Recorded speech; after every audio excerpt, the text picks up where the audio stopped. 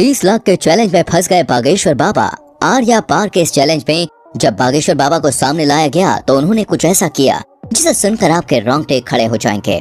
आसाराम बापू से लेकर निर्मल बाबा तक हमारे देश ने एक से बढ़कर एक साधु बाबाओं को देखा है, लेकिन इस वक्त हर जुबान पर सिर्फ एक ही नाम है और वो है बागेश्वर बाबा का, यानी कि धीरेन्द्र कृष्ण शास्त्री का।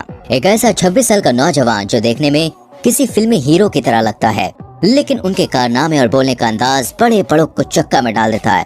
पर फिलहाल तो दोस्तों बागेश्वर बाबा खुद चक्कर खा रहे हैं और पुलिस इनके पीछे पड़ी है। तो क्या है पूरा मामला और क्यों बागेश्वर बाबा चर्चाओं का विषय बने हुए हैं, आइए जानते हैं। दोस्तों ये बात तो जगजाहिर है कि बागेश्वर बाबा जो लोगों के मन की बात जानकर उनकी समस्याओं का हल कर देते हैं और उसे पर्चे में लिख देते हैं, इसके चलते वो काफी ज्यादा ट्रेंड पर चल रहे हैं। इनकी वीडियोस हर रोज वायरल होती है और लोग इन्हें सुनना देखना पसंद करते हैं। लेकिन वो कहते हैं ना, मीठा ज्यादा हो तो चींटियां लगने ही लगती हैं, और ऐसा ही कुछ हाल बागेश्वर बाबा के साथ भी है।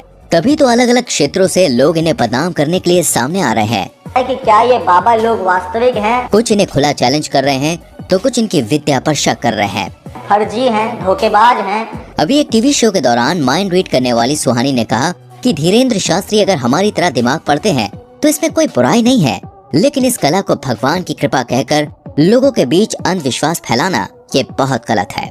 और बात यहीं पे खत्म नहीं होती है। महाराष्ट्र में अपने कार्यक्रम के दौरान जब धीरेन्द्र शास्त्री नागपुर पहुंचे तो वहां की कमेटी ने इनके ऊपर अंधविश्वास फैलाने का आरोप लगाया और खुलेआम ये चैलेंज किया कि आप जो जादू और चमत्कार लोगों के सामने अपने धाम में दिखाते हैं वही चमत्कार आप हमारे सामने दिखाइए। अगर आप सही हुए तो आपको हम 30 लाख रुपए देंगे। अच्छा, लेकिन कमेटी वालों का कहना है कि धीरेन्द्र शास्त्री इस चैलेंज से इतना ज्यादा डर गए हैं कि वो वापस लौट गए। इसके बाद महाराष्ट्र की उस कमेटी के श्याम मानव ने धीरेन्द्र शास्त्री के खिलाफ पुलिस कार्रवाई की मांग की। धीरेन्द्र कृष्ण महाराज कंप्लेंट दी थी एसीपी नागपुर के और कहा कि पुलिस अगर कार्रवाई नहीं करेगी तो वो लोग आंदोलन करेंगे, क्योंकि महाराष्ट्र के कानून में अंधविश्वास फैलाना बहुत ही बड़ा जुर्म माना जाता है, जिसके तहत धीरेन्द्र शास्त्री को गिरफ्तार किया जाना चाहिए। धीरे धीरे महाराष्ट्र के नागपुर से निकली ये बात पूरे भारत में फैल गई, जिसके बारे में कई सारे लोग धीरेन्द्र शास्त्री से सवाल जवाब करने लगे, जिसके जवाब में बागेश्वर धाम सरकार ने कहा है कि हम बीच में कथा छोड़कर भागे ये बोलना बंद कर दें। हमारी कथा 7 दिन तक की ही थी कि डेट घोषित कर दी थी कि हम केवल 7 दिन की कथा करेंगे। लेकिन लोग विश्वास क्यों करेंगे? भारत में साधु महात्माओं की इज्जत का ऐसा फालूदा हुआ है कि चाह कर भी धीरेन्द्र शास्त्री पर विश्वास नहीं कर पा रहा था कोई। बड़ी बड़ी मीडिया कंपनी लगातार उनके चमत्कारों पर सवाल उठा रही थी और इन्हीं सारी चीजों से तंग आकर एक दिन बागेश्वर धाम सरकार ने सभी को अपने दरबार में बुलाया और कहा कि मैं नहीं बताऊंगा कि किसकी अर्जी लगी है। स्वयं छट जाइए, देखो इसका विरोध होगा नहीं तो ये कहेंगे तुझी के से सेटिंग है। आप लोग खुद अपने लोगों को खड़ा करिएगा और मैं उनकी परेशानियां और उनके मन की बात पहले से ही कागज पर लिख दूंगा और आप जिसको बहन जी लेकर आएंगे उसी का पर्चा ये निकलेगा। और जब ये चीज हुई तो हर कोई देखता रह गया। आपने अपनी समस्या बताई थी क्या? अपना नाम बताया था क्या?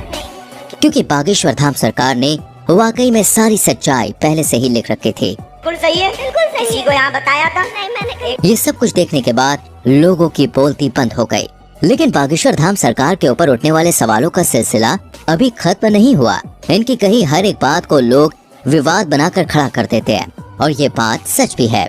आज बागेश्वर धाम सरकार इतना बड़ा नाम बन चुका है कि जो कोई भी इनका नाम लेता है वो खुद ही फेमस हो जाता है। बड़े बड़े न्यूज चैनल घंटों केवल इन्हीं के बारे में बात करते हैं और लोग बड़े मजे से सुनना देखना पसंद करते हैं। अभी कुछ समय पहले जब बागेश्वर धाम सरकार ने बुलडोजर चलवाने की बात कही थी तब भी काफी ज्यादा कंट्रोवर्सीज खड़ी हुई थी, जिसके बारे में एक इंटरव्यू में जब धीरेन्द्र शास्त्री से पूछा गया तो उन्होंने बड़े साफ शब्दों में कहा कि धर्म और ईश्वर उनके माता पिता के समान है और अगर कोई उनके माता पिता पर पत्थर मारेगा तो वो भी शांत नहीं रहेंगे। धीरेन्द्र शास्त्री की इन बातों से साफ जाहिर होता है कि वो लोगों के सामने किसी फिल्टर के साथ नहीं आते हैं, बल्कि जो अंदर से है वो बाहर से भी दिखाते हैं। तभी तो ये आए दिन विवादों में घिरे रहते हैं और कुछ लोग तो ये सोच कर ही हैरान है कि आखिर एक 26 साल का नौजवान शख्स इतना ज्यादा लोकप्रिय कैसे हो गया? कैसे करोड़ों लोग आज उसके भक्त हैं और उसके धाम पर लोगों की लंबी लाइन लगी रहती है? तो दोस्तों इसका सीधा सा जवाब है ईश्वर की कृपा। जी हाँ, वो कहते हैं ना, ऊपर वाला अगर किसी पर मेहरबान हो जाए तो मिट्टी भी सोने में बदल जाती है। और धीरेन्द्र शास्त्री तो खुद को बालाजी महाराज यानी कि हनुमान जी का सबसे बड़ा भक्त कहते हैं। मध्य प्रदेश के छोटे से गांव में जन्म लेने वाले धीरेन्द्र शास्त्री के दादाजी भी पूजा पाठ का काम करते थे और बागेश्वर धाम लगाते थे, लेकिन इनके दादाजी उतनी प्रसिद्धि प्राप्त नहीं कर पाए जितनी आज धीरेन्द्र शास्त्री ने कर रखी है। इनके पास कुछ ऐसी शक्तियां हैं जिनकी मदद से आज ये सामने मौजूद व्यक्ति के बिना बताए ही उनकी परेशानियों को समझ जाते हैं और उसे पर्चे में लिख देते हैं। बागेश्वर बाबा ये तक समझ जाते हैं कि सामने वाला सच कह रहा है या फिर नहीं। उनके द्वारा पर्चे में लिखा गया एक एक शब्द 100% सत्य होता है, जिसका सबसे बड़ा प्रमाण यह है कि आज तक इन्हें कोई भी झूठा साबित नहीं कर पाया है। मीडिया से लेकर पुलिस वालों तक लोगों ने इनके खिलाफ खूब बातें की, लेकिन उन बातों को साबित करने की हिम्मत आज तक किसी में नहीं हुई। असल में होता यह है कि जिस किसी भी शख्स की अर्जी को बालाजी सरकार स्वीकार कर लेते हैं, उस व्यक्ति को या तो उसके परिवार के किसी भी व्यक्ति को लगातार 2 दिन सपने में बंदर नजर आते हैं। और ये कोई कहीं सुनी बात नहीं है दोस्तों, बल्कि जितने भी लोग अर्जी लगाने आते हैं उन्होंने खुद इस बात को स्वीकार किया है। लेकिन अब मीडिया वाले कहाँ लोग कि भाई बात मानेंगे, उन्हें तो हर चीज का सबूत चाहिए होता है। इसलिए कई सारे मीडिया हाउस वाले बागेश्वर बाबा के दरबार में भक्त बनकर भीड़ में इकट्ठा हो जाते हैं ताकि देख सकें कि धाम के अंदर असल में होता क्या है। लेकिन चमत्कार देखिए, जब मीडिया वाले दरबार में आए तब बाबा उन्हें पहचान लेते हैं और उनके पोल सभी के सामने खोल कर रख देते हैं। ये सब कुछ देखने के बाद मीडिया वाले भी बाबा के सामने घुटने टेक देते हैं और चुपचाप वहाँ से 9-2-11 हो जाते हैं। ये चीज 1-2 नहीं बल्कि सैकड़ों बार बागेश्वर धाम सरकार के दरबार में हो चुकी है। बागेश्वर धाम एकमात्र ऐसा धाम है जिसने साइंस और टेक्नोलॉजी के भी होश उड़ा कर रख दिए हैं और लोग अभी भी सोचने पर मजबूर हैं कि आखिर ये सब कैसे हो सकता है। क्योंकि अगर धीरेन्द्र शास्त्री से पूछा जाए तो वो साफ कहते हैं कि ये सब कुछ उनके दादाजी और हनुमान जी की कृपा की बदौलत है। ईश्वर उन्हें शक्तियाँ देते हैं जिससे वो लोग के मन की बात को समझ जाते हैं और उन्हें दूर कर पाते हैं। और ये सब कुछ अचानक से नहीं हुआ, बल्कि दोस्तों इन शक्तियों को प्राप्त करने के लिए धीरेन्द्र शास्त्री ने सालों तक हनुमान जी की तपस्या करी। 12 साल के उम्र से ही धीरेन्द्र शास्त्री बालाजी के ध्यान में लग गए और उनकी सेवा करने लगे, जबकि पूजा पाठ के कामों में वो बचपन से ही लगे रहते थे।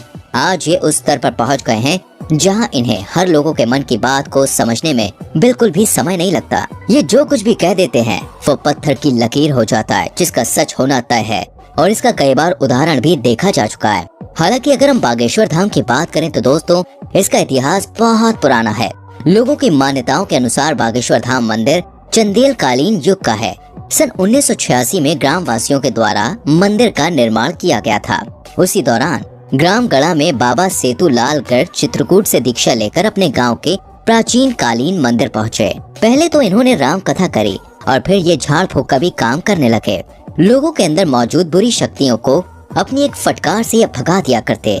लोगों का कहना है कि जो कोई भी भूत प्रेत की शिकायत लेकर उनके दरबार में जाता था वो हमेशा के लिए ठीक हो जाता था और इसी वजह से बागेश्वर धाम लोकप्रिय होता चला गया। और आज बागेश्वर धाम के प्रमुख कथावाचक धीरेन्द्र कृष्ण गर्ग, जो बहुत लंबे समय से झाड़ फूक और कथाएं कर रहे हैं, अब सोशल मीडिया के दौर में इनकी लोकप्रियता बहुत बढ़ रही है। तभी तो लोग इन्हें बागेश्वर महाराज के साथ साथ चमत्कारी महाराज के नाम से भी जानते हैं। वर्तमान समय में धीरेन्द्र कृष्ण सरकार मध्य प्रदेश में ही अपना दरबार लगाते हैं और लोगों की समस्याओं का समाधान करते हैं। बागेश्वर धाम महाराज ने बचपन से ही रामायण और महाभारत जैसे महाकाव्यों का अध्ययन किया था। अपने दादाजी के साथ पूजा पाठ करने के अलावा इन्होंने वृंदावन में भी काफी लंबा समय गुजारा है। साथ ही साथ उन्होंने अपनी प्रारंभिक पढ़ाई को भी पूरा किया।